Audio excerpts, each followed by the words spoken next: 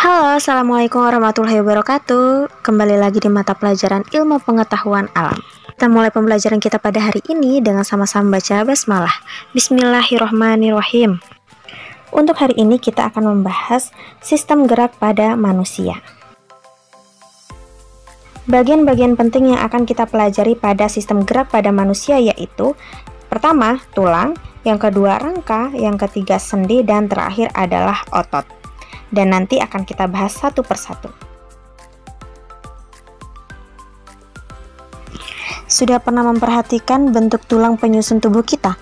Atau memperhatikan model rangka manusia? Nah, pada tubuh manusia terdiri atas beberapa jenis tulang. Tulang-tulang tersebut menyusun bentuk tubuh kita atau disebut juga dengan rangka tubuh.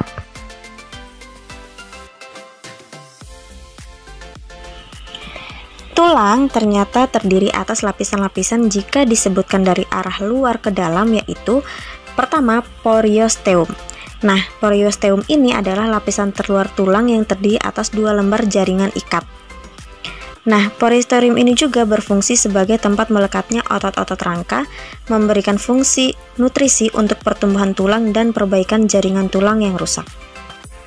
Yang kedua ada tulang kompak, di mana tulang kompak ini merupakan lapisan yang teksturnya halus, padat, sedikit berongga, dan sangat kuat.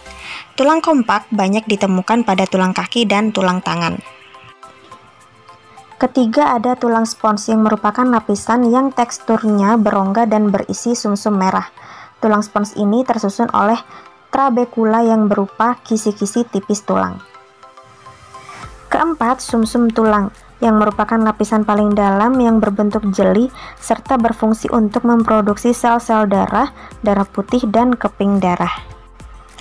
Dan terakhir ada endosteum yang merupakan jaringan ikat areolar vaskular yang melapisi rongga sumsum.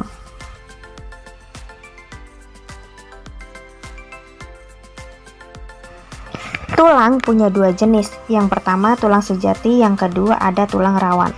Pertama, tulang sejati.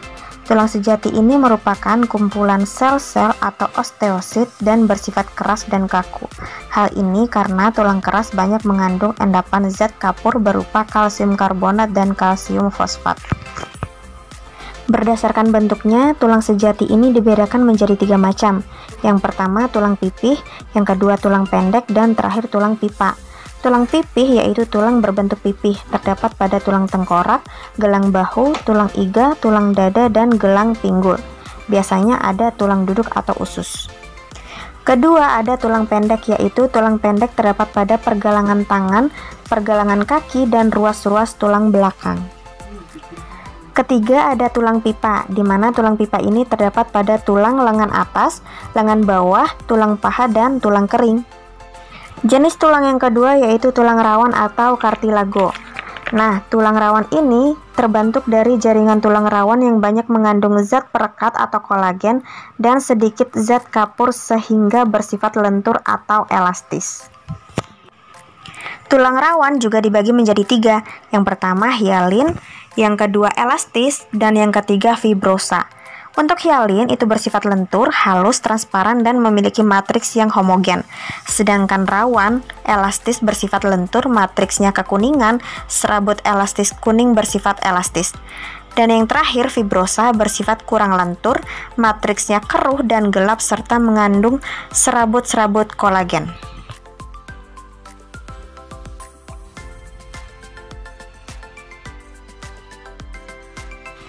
Pada sistem gerak manusia, kita juga akan mengenal rangka, di mana rangka ini berfungsi pertama memberi bentuk. Contohnya, tulang tengkorak yang memberi bentuk pada wajah. Yang kedua, sebagai penopang tubuh, misal tulang kaki yang menopang seluruh tubuh. Yang ketiga, melindungi organ-organ dalam, seperti tulang-tulang rusuk yang melindungi jantung dan paru-paru serta organ-organ dalam yang lain. Yang keempat, sebagai alat gerak pasif. Yang kelima, tempat melekatnya otot. Nah, rangka ternyata tersusun dari berbagai jenis tulang. pertama ada tulang tengkorak. Tulang tengkorak ini merupakan tulang pembentuk kepala, di mana sebagian besar tersusun atas tulang yang berbentuk pipih. Tulang-tulang tersebut saling berhubungan membentuk tengkorak. Di dalam tengkorak ini terdapat mata, otak, dan organ lain yang terlindungi oleh tulang-tulang tengkorak tersebut.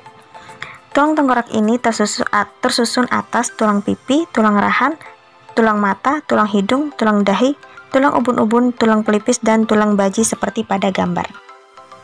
Jenis yang kedua yaitu tulang belakang, yang mana tulang belakang ini mempunyai fungsi sebagai penyangga tulang tengkorak dan merupakan tempat melekatnya tulang-tulang rusuk.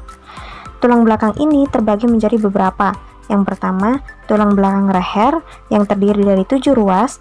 Yang kedua, tulang punggung atau torasik yang terdiri dari 12 ruas. Yang ketiga, ada tulang pinggang atau lumbar terdiri dari 5 ruas. Dan terakhir, tulang kelangkang. Selanjutnya ada tulang anggota gerak yang terdiri dari tulang lengan dan tulang kaki, di mana tulang lengan dan tulang kaki ini terbagi lagi menjadi beberapa bagian seperti yang ada pada gambar. Bagian yang tidak kalah penting juga pada sistem gerak manusia yaitu sendi, di mana sendi ini merupakan penghubung antara tulang yang satu dengan tulang yang lain. Tulang-tulang yang membentuk persendian tetap berada di tempatnya karena diikat oleh jaringan ikat sendi atau ligamen. Ligamen memungkinkan terjadinya gerakan dan dapat membatasi gerakan.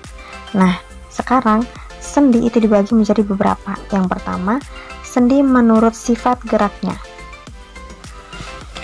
Sendi yang menurut sifat geraknya yang pertama yaitu sendi mati atau sinartrosis, yaitu persendian yang tidak dapat digerakkan karena terbentuk dari hubungan antar tulang yang erat. Yang kedua ada sendi kaku atau amfiartrosis, yaitu persendian yang memungkinkan terjadinya sedikit gerakan. Terakhir ada sendi gerak atau diartrosis, yaitu persendian yang memungkinkan terjadinya gerakan yang lebih bebas. Sedangkan menurut arah gerak, sendi dibagi lagi menjadi 5 macam. Yang pertama sendi peluru, yaitu persendian yang gerakannya ke segala arah, misal tulang paha dengan tulang gelang panggul. Yang kedua sendi engsel, yaitu persendian yang gerakannya satu arah, seperti persendian pada siku.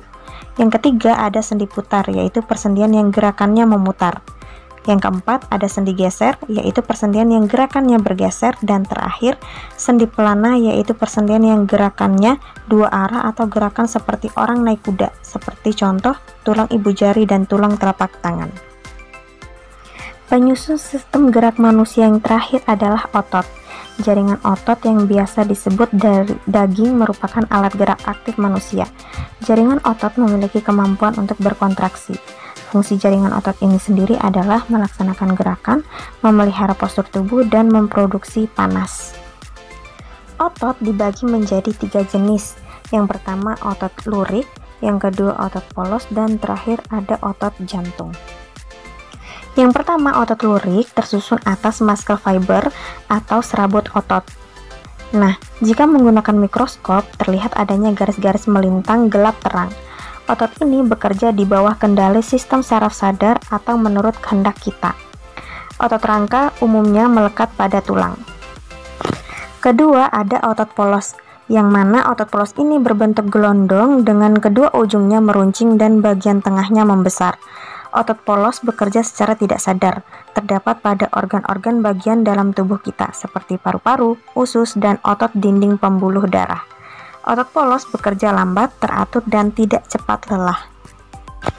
Terakhir ada otot jantung yang berbentuk menyerupai otot rangka, tetapi sifat kerjanya seperti otot polos. Otot jantung bercabang-cabang mempunyai inti di tengah sel dan terdapat garis melintang gelap terang seperti pada otot rangka. Selanjutnya ada cara kerja otot. Pada umumnya, otot bekerja dalam kelompok untuk menghasilkan suatu gerakan.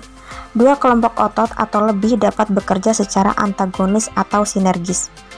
Maksudnya gimana ya? Oke, antagonis itu maksudnya kerja antara dua kelompok otot saling berlawanan. Jika suatu kelompok otot berkontraksi, kelompok otot yang lain akan berelaksasi. Contohnya, kerja otot bisep dan trisep. Sebaliknya, kerja otot sinergis berarti kedua kelompok otot bekerja secara bersama-sama dan tidak saling berlawanan. Contohnya, otot-otot tulang rusuk yang bekerja bersama-sama ketika kita menarik napas. Sama halnya dengan sistem yang lain pada tubuh manusia, sistem gerak juga sangat sekali mungkin untuk mengalami gangguan atau kelainan, baik itu karena infeksi bakteri, kebiasaan hidup yang salah, kecelakaan, ataupun juga kekurangan vitamin D dan zat kapur. Contohnya, polio. Polio merupakan penyakit yang disebabkan oleh virus dan mengakibatkan kelumpuhan. Yang kedua ada rickettsia, yang terjadi karena kekurangan vitamin D yang membantu penyerapan kalsium dan fosfor sehingga proses pengerasan tulang itu terganggu. Penyakit ini biasanya terjadi pada anak-anak. Rickettsia menyebabkan tulang kaki tumbuh membengkok seperti yang ditunjukkan pada gambar. Selanjutnya ada osteoporosis, yaitu rapuhnya tulang akibat tulang tidak lagi mampu menyerap kalsium. Penyakit ini umum terjadi pada kaum lansia. Lalu ada artritis atau infeksi sendi, yaitu gangguan sendi karena peradangan pada sendi. Terakhir ada fraktura atau patah tulang yang terjadi apabila tulang mengalami benturan.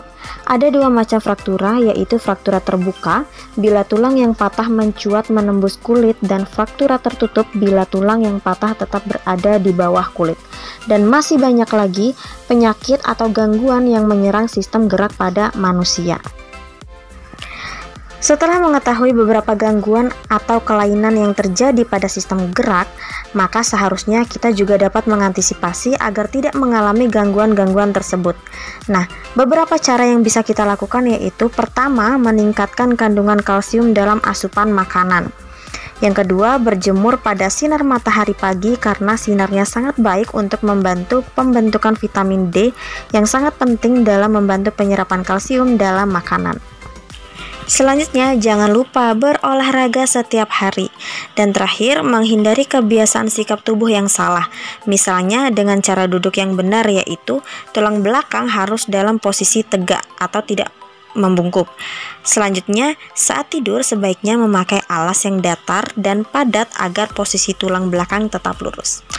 Selamat mencoba dan jangan lupa selalu jaga kesehatan ya. Oke, baik, itulah materi kita hari ini. Terima kasih sudah menonton dan menyimak videonya sampai selesai. Semoga ilmunya bermanfaat dan dapat kalian terapkan pada kehidupan sehari-hari. Pada pertemuan kali ini, tugasnya adalah membuat poster mengenai salah satu gangguan pada sistem gerak dan upaya menjaga kesehatan sistem gerak pada manusia. Kumpulkan hasil karyanya maksimal pukul 20 waktu Indonesia Tengah. Terima kasih. Wassalamualaikum warahmatullahi wabarakatuh.